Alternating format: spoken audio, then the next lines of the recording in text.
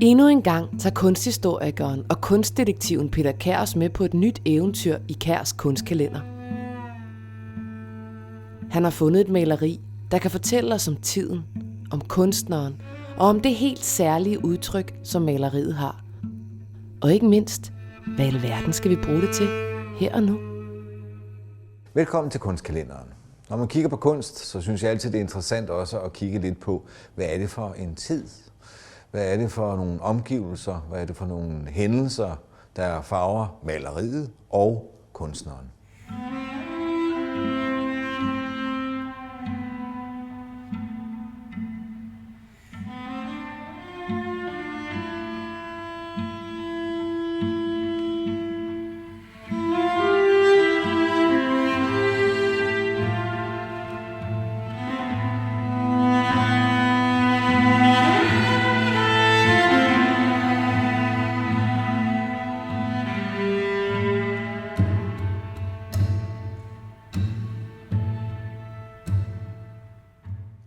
Dagens spørgsmål er, hvad er det for en tid? Lad os kigge på det. Hvis vi kigger på sådan et landkort, det her er fra 32, så ser det jo fint og godt ud, men zoomer vi ind på et årstal, som er relevant for os, 1848, hvor Elisabeth kommer til Danmark, så ser Europa noget anderledes ud. Det er virkelig et revolutionsår. Det starter hernede omkring Italien, hvor man på det tidspunkt var Italien ikke noget samlet. I februar så er der også revolution i Paris. Der sker opstand i Berlin, i Wien i marts måned. Og herhjemme ligger vi også an til grænsedragninger, kan man sige. Den første slesvigske krig. Det er virkelig en turbulent tid. Og kigger vi med Elisabeths optik, hun kommer jo fra Polen, så må vi sige, at det er et land, der er udfordret. Det har været relativt sig selv i 1500- og 1600-tallet. I slutningen af 1700-tallet bliver det delt mellem Rusland, Preussen og Østrig.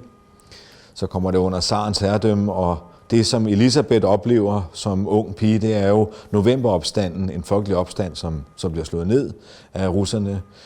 I 63-64 er der en januaropstand, og så indlemmes det som en del af Rusland, og bliver jo faktisk først sig selv meget senere. Kigger vi på Italien, hvor hun jo bor i 45 til 48, så har vi altså en lang række italienske småstater, som har de fleste har et ønske om en samling, og netop i 48 kommer det til opstand mange steder. Der kommer jo en række uafhængighedskrige, blandt andet mod Østrig-Ungarn, som har interesse i Piemonte-området. Og under ledelse af disse to herrer, Garibaldi og Vittorio Emanuele, kommer der en samling omkring 1861, selvom det første er lidt senere, at det hele står som det land, vi kender nu. Og i Danmark i 48, Elisabeth, hun bliver mor.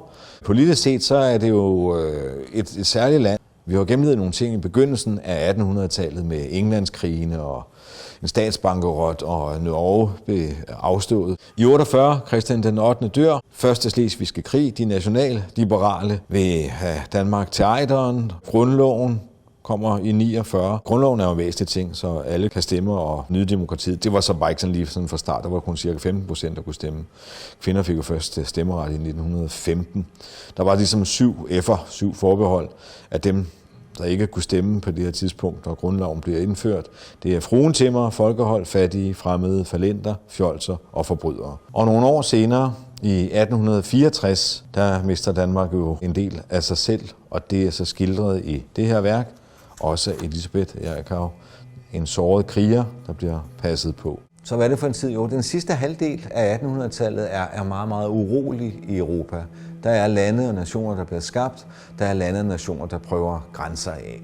Det virker til, at Elisabeth kan navigere i det her urolige Europa, som jo er hendes arbejdsplads. Og hendes centrum er Danmark, hvor der jo så også på de indre linjer er en smule bølger, kan man sige.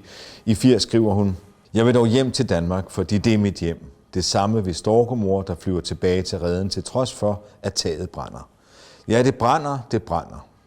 Der er intet nyt sket, kun det gamle, stese, ulmende, den nagende sorg, at Erikau, hendes mand, ikke vil leve et familieliv. Og dette troede jeg så sikkert på, da jeg forlod København. Det går mig som pilgrimen i ørkenen, der ser grønne skove, som Fata Morgana maler, mens han tørster og længes efter det kære hjem." Så på spørgsmålet om, hvad er det for en tid, nu strækker den jo så over en årrække, jamen man må jo sige, det er på mange parametre en udfordrende tid. Der er altid noget, der er aldrig ingenting.